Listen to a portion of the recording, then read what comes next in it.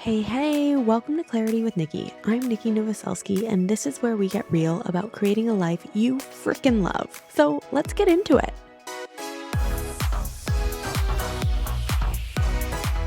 Today, we're going to talk about how to get off of autopilot to finally find fulfillment in your life. You might be going through the motions of your day. You wake up, you brush your teeth, you cook your breakfast, you go work out, you get ready, you go to work, you come home, you make dinner, you have plans maybe with some friends, or you call your family or whatever it is, and you go back to bed and you start it all over again. And I've been seeing a lot of videos on TikTok and even just within my clients of people being like, what is the purpose? Why are we just in this endless loop, this hamster wheel? What is the purpose of life? That's a big question to answer. Today, we're going to dive more into how to actually find fulfillment and find purpose in your life using science-backed techniques. You know, I always love that science and spirituality and bridging the gap. So here, we're going to talk about how to find contentment and fulfillment in your life. So stay with me. Okay, so when I was in my corporate job, I had the exact routine I was telling you about. I'd wake up, get ready for work, brush my teeth, get on the bus to go to work. I took 2 buses, I believe, to get to my job. And then I'd spend 8 hours there being like, what am I doing? I had to rush to the gym, cook dinner when I got home, go to bed, and start all over again. And it got to a point where I was like, I don't understand. What am I doing here? What's the point of all of this? I'm working a job that I don't necessarily love to fund this life, and it just feels like this circle that I'm not really choosing for myself. And I'm on autopilot. How do I actually find joy and infuse it in my day? So I had this realization of, oh my gosh, I cannot be living Groundhog day in, day out, day in, day out. I need to do something different. And I woke up and was like, I need to do something else, quit my job, went to Bali, did the whole yoga certification, all of that. Here we are today. But if you're hitting a point where you're like, okay, I know I can't do this either. I know there's more out there for me. You don't necessarily need to pack your bags, quit the job, and leave immediately. There are ways to find fulfillment in your life exactly as you are. And then you can start to build a plan towards whatever it is you want to be doing. But you don't have to quit your job in order to like your life. So how do we actually start to enjoy our days a little bit more? Before we get into that, I want to talk about the science of what's actually going on in our brain, because once we can become aware of what's happening in our brain, we can then start to notice, oh, that's what's going on. We can find some awareness so that we can shift and change it. So let's jump on to the brain science first in our segment called Neuro Nuggets. Dun, dun, dun, dun, dun. So our brains are wired for efficiency. They're wired to conserve energy. That's why when we repeat tasks over and over, the brain shifts into something called neuroefficiency. Essentially, it's taking the path of the least resistance to save mental energy. Can you imagine having to understand how to brush your teeth, what to put on, how to drive, how to do your job, right? Like that would take so much mental space and capacity. So our brains start to really understand what we're doing and form habits. So it's this neural efficiency that keeps us from expending so much energy. So the upside is it's great. It's giving us these habits. It's giving us, we can do things without having to expend so much energy. However, the downside is that it can feel like a robotic series of tasks. For example, have you ever driven in your car and then you get to the point and you're like, whoa, did I just drive? Or you brush your teeth and then you finally wake up and you're like, wait, did I just do this good morning routine? Like what? You have a moment where you're like, you time hop and you're like, how did I get here? What did I do? And it takes us from being really present. So it can be a really good thing because we're conserving our energy, but at the same time, we're taken out of the present moment. So the other part of the brain that's really helping the science is the basal ganglia. Basal ganglia is the powerhouse behind habits. So when you first learn something new, like a skill or routine, your prefrontal cortex, the part of the brain in the front here that is responsible for thinking and planning, is highly involved. So over time, as this task becomes habitual, the prefrontal cortex steps back and says, "Here you go, basal ganglia." And the basal ganglia then executes the task without conscious effort. So think of it this way. When you're first learning something, you're using this prefrontal cortex. You're like, okay, what are the steps to get from A to B? How do I do this? You're really using your brain. And then after you've mastered it, it's like, okay, basal ganglia, you got this, store this so that we can just do this easily. So that's what's happening here is your brain is shifting from how do we do this to whoop, okay, we got this, which is really powerful when you're learning a language, when you're learning an instrument, when you're at a new job and you're in training. It's like you don't have to keep doing the same things over and over. You can start to progress and move on, which is great. We love that for us. However, it's not so great when we're in this gloom and doom day in, day out, okay? So there's a study from Harvard researcher Matt Killingsworth, and he discovered that an average person spends about 47% of their day with their mind wandering, essentially being on autopilot. What's even more fascinating, there's more, is that when participants reported that their mind was wandering, they also reported that they were significantly less happy no matter what they were doing. So this just goes to show that it's not necessarily what we're doing that affects our happiness, but how present we are. So even doing mundane tasks, being fully engaged makes a huge difference, which of course is going to lead me into the next segment, our brain hack of the day, of what can you start to do in order to really feel fulfillment in your life. So a lot of times when we're not feeling fulfilled, it can come from a bunch of different reasons. One, it could be that we're not actually in alignment towards what we want to be doing. We might want to be really creative artists and be painting all day, every day, but in order to pay the bills, we've forced ourselves to be in a technical job where we're spending 8 hours a day coding or something like that, right? And it's great. Of course, we have to pay the bills. However, if you're spending a majority of your day doing something that isn't aligned with you, of course you're going to feel this existential dread of what the heck am I doing with my life? You're feeling out of alignment. Also, what you might be missing, maybe you are doing exactly what you want to be doing. So a little story time about me, I was in corporate, I was working a job that I didn't absolutely love or enjoy. I was paying the bills and it was fine. And I felt completely misaligned, but I gave myself a challenge that before I quit my job, I actually have to find joy in it. And when I did that, I was able to infuse joy in my day, make deeper connections at work, take lunch breaks and have deep chats, connect with clients on a different level. And I was able to find that fulfillment even in this job that maybe wasn't the most aligned.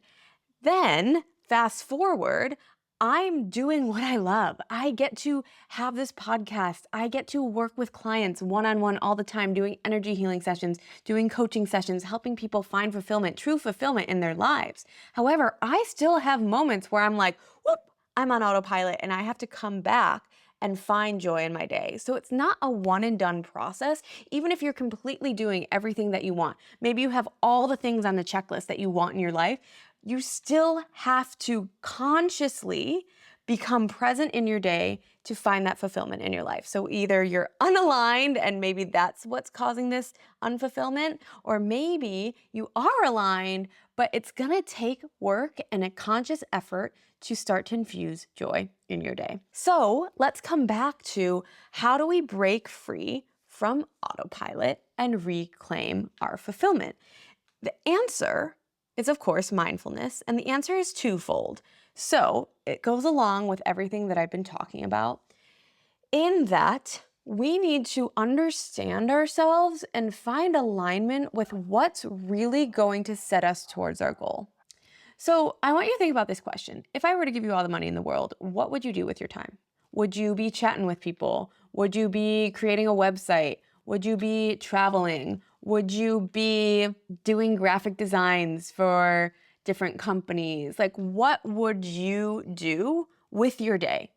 Because we're not just going to be like sitting on the beach all day, every day. I mean, that would be amazing, but that would get old after a while. What thing do you want to work towards? What thing is going to fill you up? And then that thing can be something that you start to sprinkle in your day a little bit more. So by sprinkling that into your life, you're starting to align yourself towards a life that feels more fulfilling, that feels more purposeful. However, you have to get real honest with yourself about what that is. So many times we have people's advice being thrown at us and we're taking it because we're like, oh, well, that person's successful and oh, that person has X, Y, and Z, and it might not even resonate with you. So you have to strip away the external noise, come back to yourself and ask, what is it that I want to be doing with my days? Because you only get this one life and this is yours. This life is yours. No one else can live it for you. You're the only one living the 24 hours in your day that you have. So you get to choose, how do you want to spend it? Yes, of course, we have to pay the bills, right? However, you can choose what perspective you are showing up in your job to pay those bills with, right? So you can go into the work and be like, ugh, hate this job. This is horrible. I'm going to spend the rest of the day being annoyed and frustrated. Or you can go in, hey, this job's paying my bills and I'm going to do it and I'm going to make the best connections I can with people. And after work, I'm going to start working on this art project that I've told myself I wanted to do to sprinkle in that joy, to find some alignment. And then who knows, maybe that starts to bridge and becomes a side project that you do and that you focus on. You get to choose how you're going to show up in your day and what you're going to infuse into your life. Now, the second part, so that's number one, alignment is finding more fulfillment in your life and choosing what you're going to infuse in your day to increase that joy. Now, the second one is very important. Just because it's second doesn't mean it's not as important, because it's probably the most important thing you could ever do. Because I could lock you in a room with nothing all day, and you can still have the best day of your life. How? With presence.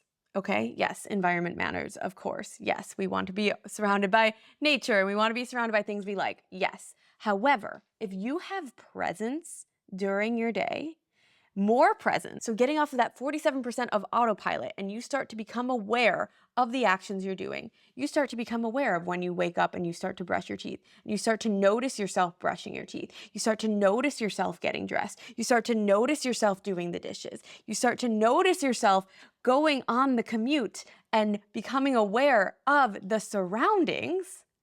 You're no longer on autopilot. You're now actually experiencing and living your life. You can start small, like noticing your hand, noticing your hands on the steering wheel as you drive, noticing the people around you on the bus during your commute, noticing yourself typing on the spreadsheet and the emails that are coming in. You get to have more presence. Now, what happens when you have more presence? When you have more presence, you then get to choose how you feel about the presence. So, I'm starting to become aware that I'm speaking to a camera right now on my podcast. I'm starting to really understand and be really present about the surroundings. And I start to feel joy. I start to feel gratitude that I get to do this. And I could feel frustrated that sometimes the technology doesn't work. But because I'm present, I'm able to just accept that as what it is, right? You can have this neutrality, and then from this neutral state of being present, you then get to choose what perspective you want to be in. It's really hard to choose joy if we're in a cycle of automatic emotions and actions. So not only are we going through the motions of our life of waking up, brushing our teeth, putting on our clothes, commuting to work, or opening up the laptop if you work from home, right? Not only are we just doing the actions, we're actually on autopilot with our emotions. So if you are so used to groaning and being like, oh, my job, you're probably, if you're on autopilot, that emotion is going to replay and replay and replay. wicka, wicka, wicka, right? It's just going to be this automatic response that you have to your job until you can become aware that you are having that emotion, that you're having that thought about your job, and you get to choose differently, okay? It's almost like we are deconditioning ourselves. So Pavlov's dog, I talk about this all the time. We love psychology here on this podcast. Pavlov's dog, of course, when he hears a bell, he starts to salivate. Why? Because they would give him food and then ring the bell. So even when they weren't giving him food, they would ring the bell, he would still salivate. Same thing here. It's almost like we're conditioning ourselves. You get an email from your boss, you're automatically like, I'm on edge. Now it's just like you get an email from work and you're immediately on edge. How do we break this? We have to break this by becoming present in our life, becoming more present as you talk to your partner, becoming more present as you're on your commute, becoming more present as you go through your routine in the morning. And then you get to choose, how are you speaking to yourself? How are you speaking to your friends? How are you speaking to your family? How are you showing up in your life? Are you showing up almost as this ghost just going through the motions? Or are you coming into your day and you're deciding, this is how I'm going to show up? Okay, maybe it's not the greatest job that I've ever had, but I'm going to come in with a smile. I'm going to come in, I'm going to greet everyone. I'm going to come in and I'm going to look the best because that makes me feel confident. I'm going to come in and I'm going to talk to the clients and ask them about their day and make them feel good. That will change your whole demeanor, your whole life. That will help awaken you from autopilot. And then you have the choice. You have the choice whether you want to stay in that job or whether you want to start going after something that is more aligned, and then maybe you bridge the gap and figure it out there. But it all starts with presence. So if you're wanting to become more present in your life, yes, I'm talking about it like it's easy to do here on this podcast, and it's not the hardest thing in the world, right? However, we get sucked into our old patterns and our old ways, thanks to our basal ganglia, of helping us with our habits, that sometimes we can get sucked back into our life. So my mission and my goal here on this earth is to help people maintain this fulfillment and go towards a life that feels so aligned for them. So this is what I help people with. If you know that there's more to life and you're just needing support and help to get there, I hear you, I feel you, and I want to support you and help you. Take a look in the description of different options to work with me. I'd love to hop on a call with you and see how I can best support you. Thank you for being here and taking the first step to a more fulfilling life. The fact that you're here and listening to this, you're changing your energy because you're becoming aware of the words that I'm saying and you're getting off of autopilot. This is something new that you're listening to. So it's no longer basal ganglia time, it's prefrontal cortex time of you're taking it in for the first time, you're hearing it, and then you get to start to implement it into your life. So this is part of the 53% of you not being on autopilot. So amazing, amazing, amazing that you're here. I hope you can practice some presence in the rest of your day. And if you have any questions, feel free to contact me via email at nikki@radicallyrewired.co. And I would love to answer your questions. And also, if you have any topic suggestions, I am here to make all the podcasts for you that would be the most helpful. So feel free to send me a topic suggestion. Feel free to just reach out, say, hey, love hearing from you. Thank you so much for being here. And I'm so excited to see you on the next episode. So much love and presence and gratitude and joy. Bye.